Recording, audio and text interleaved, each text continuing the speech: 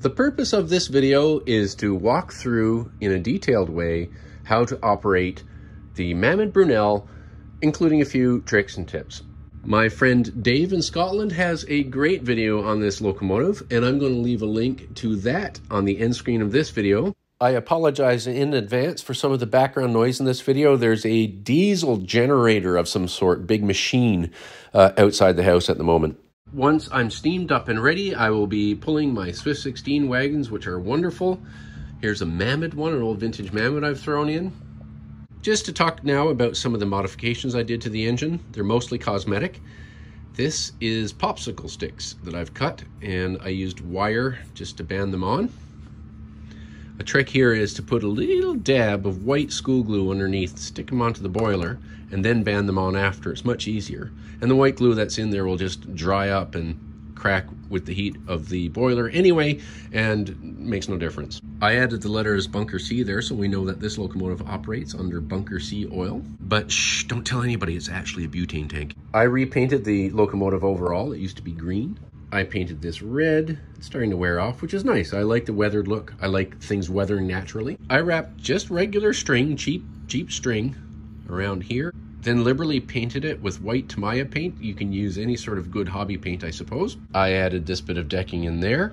Then there's my homemade cab. And I'm just about to put an image up to show where the inspiration came from. This is the Baltimore and Ohio's John Hancock from 1836. The cab on this is thought to be the first. My friend Steve in England and his son Andy made the A. Cairns nameplate on their 3D printer, which I painted up and put there.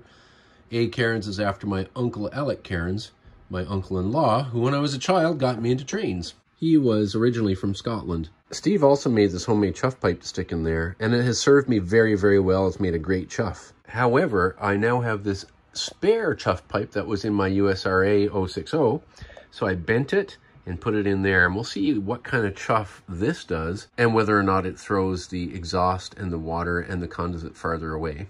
The only problem with this chuff pipe is that since I put the battery up in here and the electronics for this light, it all got very wet. Despite my best efforts at aiming out the exhaust, it would still roll around this pipe and soak in through there, and because it's somewhat oily, get all over everything in there. So we're going to see if that's any better. And besides, I have another use for this one. So today will also be the first time we're going to try this Simmerland's chuff pipe. So first of all, gather what you need. 1, the engine.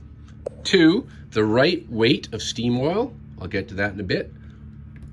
Distilled water or filtered water from a dehumidifier. You can use rainwater that's filtered as well. A lighting device. Some light oil to lubricate the parts, but not too light so that it evaporates with the heat. First things first, lubrication. You go around and you do every bearing on the axles and all the bits that will rub together. Take out my homemade cab here. And if you look in there, you'll want to lubricate here, the gears liberally. I'd even move them a little bit like that so that you get this little gear you can barely see in there as well, all the teeth. Now, turning the engine around, you'll want to oil here, here, here, and of course on this side, these things as well, the bearings and all the moving parts. And make sure you put a liberal dollop of oil here on both sides of the slip-eccentric gear. All right, so it's lubricated. Well, in fact, I actually lubricated it earlier, and there's no need to put more on, so I just showed you where it was. So everything's oiled, but before I put the water in the boiler, I want to put the gas in the tank so that the gas will settle before we run. Because the butane goes down into the tank under pressure as a liquid, it will bubble and it will bubble, etc. in the tank. It needs a little bit of time to settle down. Otherwise, if you put it in last and you immediately light the fire, you can have popping and uneven flame and all kinds of, it's better just to let it settle. So just make sure that your tank is closed tight. There we go, we've pressed it on. You can hear the gas going in. You'll smell a bit, that's fine. You'll hear the hiss, that's fine, because actually it's displacing the air that's in the tank. So the hissing and the smell is just the fact that the air in the tank has to come out. So there's a little teeny weeny hole down in that valve that lets that out. So that's perfectly normal. You know you're full when this. Now it'll give time for the bits of gas that came out there to dissipate safely while I put water in the boiler. Allowing time for it to dissipate safely, or having a big lid of something or whatever to fan it away, is always a good idea, even outdoors. To load with water, I use this Goodall valve. It came with the engine, and it's a one-way valve, so you can actually put water in while it's still under pressure. As long as you're fueling, watering, and oiling, you can run the locomotive indefinitely with a Goodall valve. Given I'm starting the locomotive from cold, I could just unscrew that, put a small funnel I have in there, and put water down in the boiler. Or I can fill this with distilled water by dipping it down in a container of distilled water and fill the boiler quickly. Also, never store these things completely closed, unless you're going to use it really soon. If you store it completely closed and it dries out and you try to open it, the rubber stop might stay up there because it'll get stuck, and you'll pull, and it will separate from the arm. So what I do is I leave it like this, and then just before operating it, I push it that way a little bit just to get it going. Sometimes it sticks, you can feel it, and then I pull it back. Otherwise, you'll have to get a new syringe. And I've got all kinds of syringes of different sizes for all my different engines for different reasons. Case in point, this one hasn't been used for a while, and I'm pressing on it really hard, and suddenly it moved. If it was down there in that dry and I tried to pull it out, it might just separate from the arm and be stuck down there, and I have to try to poke it back and blah, blah, blah, blah. This is a squirt bottle to use with the Goodall valve. Now I have two squirt bottles. This one is made by Roundhouse, came with my new Bertie, and I find this one quite efficient. So, whoops, sorry, Friar. With one hand, you hold it down there, press it down, and with the other hand, you pump. You see the sight glass? I'm gonna press that in, start squirting, and you can see now that it's coming up. Doesn't take that many squirts.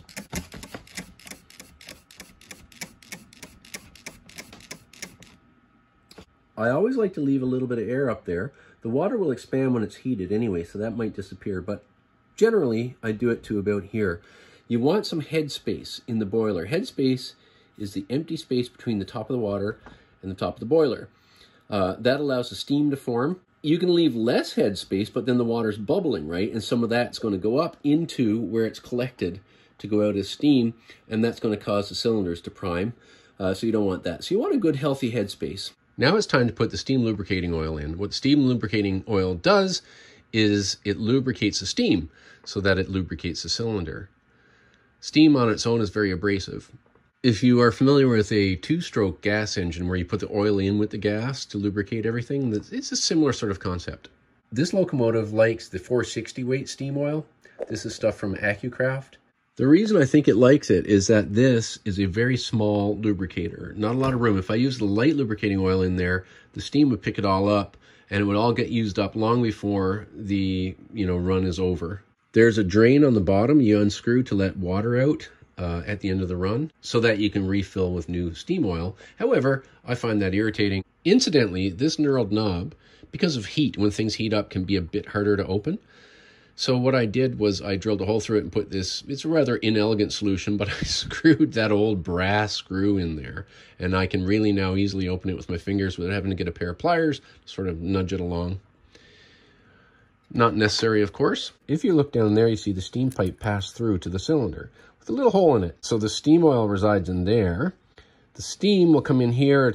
Tiny droplets of it will condense and sink down through the steam oil, raising up the steam oil because the steam oil floats on it, and a little bit of steam oil gets sucked into that pipe, emulsifies with the steam, and lubricates the cylinder. Lubricating steam oil is mostly animal fat with a bit of petroleum, and it's designed to emulsify in the steam. So it won't displace steam, it will mix with it. It is critically important to use proper lubricating steam oil. Compound steam oil, steam oil, steam oil. There's other stuff that's similar for bearing oil and stuff like that for high temperature, wet environments. No, you want steam oil and the right weight. My Roundhouse engines are designed to run on a lighter steam oil. This is 220 weight. It's much lighter. You can see it's very light. It's less gummy. If I were to use that light steam oil in here, it would run out of steam oil too soon, and the run would wind up like half a run with no lubrication in the cylinder at all. That won't work toward extending the life of your locomotive for the years and years and years and years you should enjoy it. I just take some of this, dump it in here, and I use this syringe that I found at a hardware store. The reason why I use this is because this is a small opening. There's very small openings down on each side of the steam pipe, and you drop the steam oil in there, it's fairly heavy, and it slowly seeps down and drips in. And then you have to drop another and slowly, well, heck with that. So I've got this one which fits right down in, past the steam pipe to the bottom, and I can suck out any water and condensate. It also means that I can fill it from here. It doesn't take much, just a little bit. And I slowly press down with this all the way in until I see it rise up over just covering the hole in that steam pipe. This displacement lubricator is tiny. And at first I thought, oh my goodness, you know, it doesn't use hardly any oil. Is it going to last? Is it robust enough? Well, it turns out that it is. Through long experience, I've realized that there's still some left in the end after one complete fueling and water run.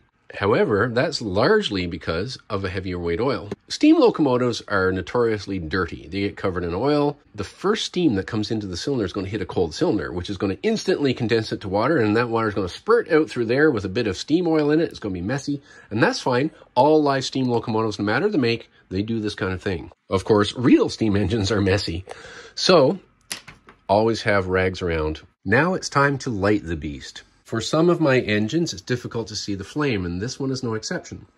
So you can get these things at, you know, tool stores and hardware kind of stores. I can put the mirror under there and I can observe the flame easily enough. If you have a Mamod Brunel, I strongly suggest getting a mirror like this. The number one trick is to use good fuel. Don't buy cheapest, go out and buy the cheapest camping butane.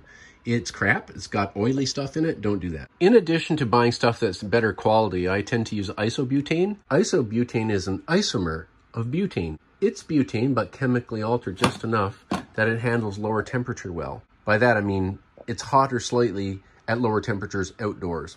However, generally, I find isobutane to be the best fuel for all of my engines all around. It's good all-around fuel. Never put propane in there. Propane has a much higher pressure, and you might blow your tank or your system, and yeah, you just don't want to do that. Don't use propane. Some engines can run on like a 70% butane, 30% propane mix or whatever, but and that's fine. That kind of fuel is better for really cold temperatures outside. However, it is slightly higher pressure. Most of these engines can take it. The number one mistake people make when they get this engine first and they're used to other engines is they turn the gas up a lot and then light it. Well, you know, you want to lose your eyebrows, do that. This engine really does not need to be turned up much more than the crack right here. So before lighting it, I'll just make sure that's closed. All right, it's going to be time to light it up. So I've got my lighter ready. Just a little crack. There you go, lit. So you can see the flame in there. I can turn it up, but that's too high. What you want to do is you want to avoid it lapping. By lapping, I mean it comes out from around, it comes down below. You can just kind of see the flame in there, so it's always best, again, to use the mirror. As a caution, never look down that hole to look for your flame. You'll lose your eyebrows or hurt yourself, because that flame is coming straight up through a cross tube in the boiler. Lovely, there's cross tubes in here, and all that heat's coming up there. Let's see if I can do that with my phone. Yeah, there you go, see? And it's hot, hot. Don't look down there. As that's heating up, there's something that's super important I'm going to tell you, and I really believe you should do it. And the other people that I know quite well that have Mamod Brunels have done the same thing to good effect, is raise the boiler up. See that gap under there? There's not enough airflow underneath really, so you want a little more gap. So you can just see at the tip of my finger where I added a washer. There's a washer added underneath there too. There's three washers, and I've raised the boiler up. Now I have friends that have put 2 washers and even 3. And that does help the flame, otherwise the flame licks out around and causes burning like that. Better airflow heats the boiler better. So if you get a Mamod Brunel, definitely put a spacer and raise the boiler up just a crack so that some more air can get underneath there. On the end screen, I'm also going to leave a link to my playlist of all of my Brunel videos. In my very first Brunel video, I show how I put a little bit of Teflon tape and how I put that in the glands there to seal the cylinder a little bit. Once I did that, it gave the engine a lot more power. As we can see, the pressure is rising. This one should blow off around 40 pounds of pressure. And because I can, I'm just going to turn on the headlight that I installed. Subject of a previous video you should go look for if you're interested in having a headlight like this, made out of LED. There we go, that looks good. Now, of course, in the steam days, they didn't very often, very rarely, in fact, used a headlight during the day. It was a nighttime thing, but I just like the look of it. And we have today the driver driving for us. And as you can see, we are now up to working pressure. Every condition you run an engine under is going to be different. It might be outdoors, colder temperature, damper temperature, hotter temperature. You might have different weight loads on there, all kinds of different conditions. You're going to learn to balance the fuel so you're not constantly blowing off and wasting water and fuel. But that's a learned thing. I can't really tell you about that. You just kind of have to do it. Now on this particular engine, because of the location of the steam regulator right there, I wear these cotton gloves. And so naturally, I want to put it on and not burn my fingers. Open this up. Here we go. We open the steam regulator. Then, this one has slip-eccentric. The only way to operate it is to turn this. And you're going to have to turn it a bunch of times. And as you can see, out of there is the condensate I was telling you about earlier that gets in the cylinders. It's going to splatter the heck all over everything. But that's okay. Nothing that can't be cleaned up later. Now I'm going to hold it there so it warms the cylinder a little bit, just like that. And eventually it's going to want to go. There we go.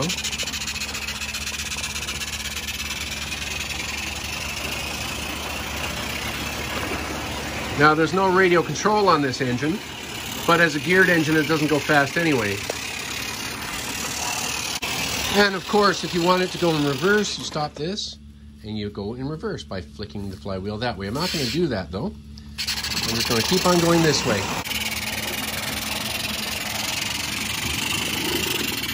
Now, one of the things I love about this locomotive is if you get a bubble in the slate glass, which is a pain, just go like this.